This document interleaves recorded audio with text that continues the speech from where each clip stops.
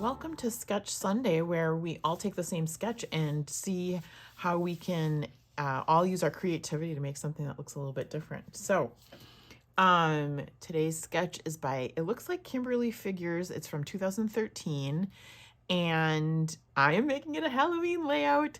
So, it's got a big picture, which I made a 5x7 of myself and my husband. And then I went on my Cricut. I gotta get this off my picture. And I made, you can see, okay, so here, this I'm going to use for the torn paper first. This was my stash. This is what I'm going to use for my background. This is where the title is going to end up, so I might put the title somewhere else. I cut this out of my Cricut. It's this nice bat background, so that's going to be in the place of that other pattern paper that's on there. I cut out a bunch of, ooh, that looked like that spider just jumped over there. And it's on like a pattern paper, so it looks kind of cool, but a bunch of spiders in place of those kind of flowers and leaves that are going places. And then I have to get out my film strip, which is probably going to be from 49 Market. I need a label. And then, oh, in place of there's a butterfly and with something behind it. I think I'm going to use this. I might have something behind that. I also will pull out my stickers and embellishments from my Halloween type stuff that I have collected, stash. And then, yeah, we'll just see if there's anything else that needs to go on there. But this is my starting point, so let's get scrapping. All right, I really sped this up, but I hope it doesn't go too fast. I take that striped paper that I got out of my stash, out of my Halloween stash, and I trim it widthwise and lengthwise, and a little bit too short lengthwise. And then I tear to give it kind of uneven edges. And I place the bats down, and then I figure out where I want my photo, and that's like, geez, I wish I would have made it a little bit longer, but you know, it's okay. Next up, I will figure out which of the negatives I want to use, or the film strip I want to use. I counted, okay, so those are frames, like that's a collection of frames. There's those 2 film strips there's, and then I have actually 9 other different colored film strips. Yes, I'm admitting it. And I really like them. I've always liked them. It's nice and neutral, and you can use it on any page. So I picked out the orange ones. I had the other 2 colors over there that were just kind of more neutrals. And because of the pop of orange on the page, I did use the oranges. And then I was like, oh, what, instead of a label, what if I take one of these little ones and make it my journaling spot? And so I did that. And so I end up backing the little film strip with the gray paper that is the same paper as the skull that you'll see in a moment. And then I want to attach everything down just because it's where I want it to go. So I make sure that it's nice and secure. I will take glue to secure the film strips, and as well as the bat kind of cut file thing. And so you don't have to glue every little piece down, just get the major parts, and it sticks really well. And then I'm also looking at there's musical notes in the background, and I'm looking at those to make sure my film strips are kind of straight. But I will make sure I'm gluing down those bats first. I do think there's something stuck on my photo, so I kind of brush it off, but it's actually like there's a spot in between my husband and myself that looked like it was kind of a spot on the picture. So I'm going to make sure that my picture gets adhered down, and that helps to helps with the cut file sticking down as well. And then I will also use the liquid glue, the Barely Art glue, to get the film strip down. And like I said, I'm kind of just lining it up with the musical notes on the back, on the background. And here I was like, I'm going to keep this. I don't need all of that at all. So now I have a little frame for another page. I'm just gonna, I'll tuck that in, and then this piece of paper I'm kind of using it as a ruler to get it straight. Well, you know, you don't need a ruler every time, but that nice straight edge of the paper works.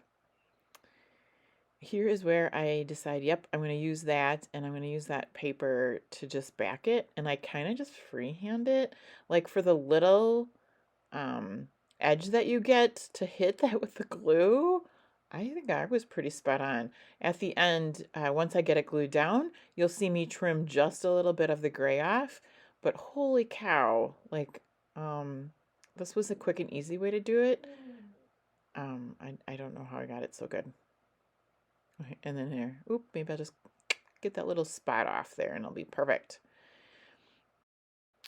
And once that's figured out, I go to getting the spiders out and getting those kind of in the right place, as well as the skull that will go there. And then I also will trim out, or I'll cut a pumpkin out with my Cricut. First I try the take, but it's in a little bit of purple, and it's like, okay, there's no other purple, which I could add. And then I'm looking at my rub-ons, and I don't use those. And then I was like, can I back it with the film strip? But I wanted something more solid. And the skull does have several pieces, you know, that you can see through it. So I grabbed out 3 different oxides to kind of try out: pumice stone, hickory smoke, and the frayed burlap. And the pumice stone was very like silver, like light silver, and then the hickory smoke seemed like a dark silver. So the frayed burlap, I'm trying on the opposite side to figure out what color I want. But this distressed oxide was perfect. It was more of a, I don't want to say brown, but it was more of the gray that I wanted, I guess, and it wasn't so silvery. So I flip it over and then just randomly use the frayed burlap a little bit. It's a distress oxide, in case I didn't say that. And just kind of mostly on the edges, but some on the inside, just because everything else is kind of like distress type looking. And I didn't want that bright orange on there. And I don't ink the skull at all. Maybe I should have. And so I will tuck that under, part of that under, like the gear was tucked under in the sketch. And I had a couple of problems with my ATG. I'm not exactly sure why. I don't know if it's because of the ink on the back, but it didn't want to grab the paper.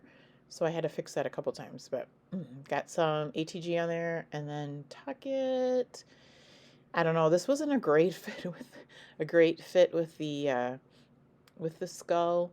When it ends up getting glued down, it doesn't back the skull completely, which is not a big deal, but I kind of liked it in the first place because it gave that skull a background, but it's fine.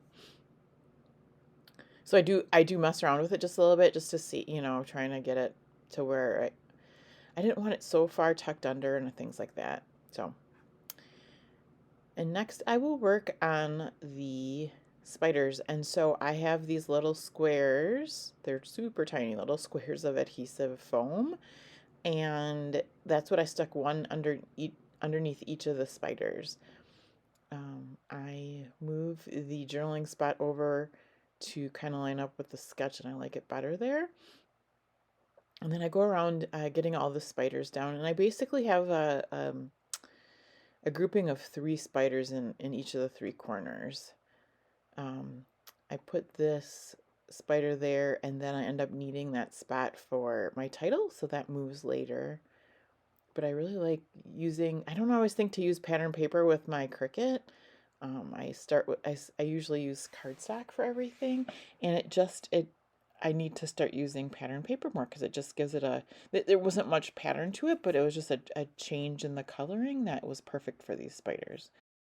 I will have a list below in the details below of everyone that's playing along with Sketch Sunday, so make sure to check them out and see what they did with this sketch. I'm wondering if anybody else will do Halloween. Probably not. That's okay. I still have lots of photos to do from last year. I'm working. This is a this year Halloween photo. In fact, I should tell you about it. My sister came up with her 3 boys, and we all went to Fright Fest at Six Flags Great America, which she's from Indiana, but that's about, I don't know, like an hour away from me. So my husband did not go on any rides. I went on, well, I shouldn't say that.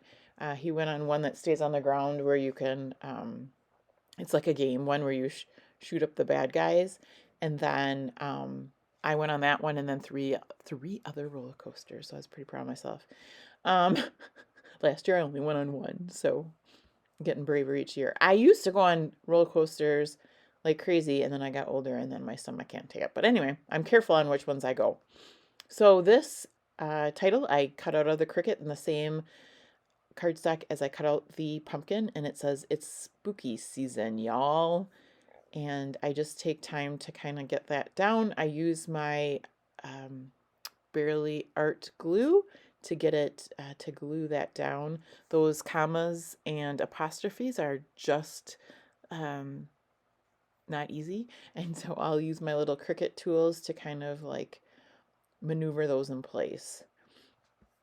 But the Barely Art glue works really well because it just dries nice and clear.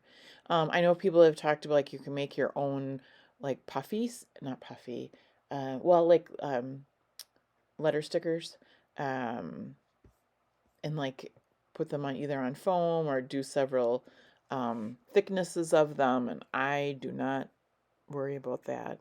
In fact, it's very far and few between that I pick a title that the letters aren't hooked together, just because I don't like to take the time to line these up. But I did like this title, and it was the only one in Cricut. You can spend hours in Cricut just going through titles.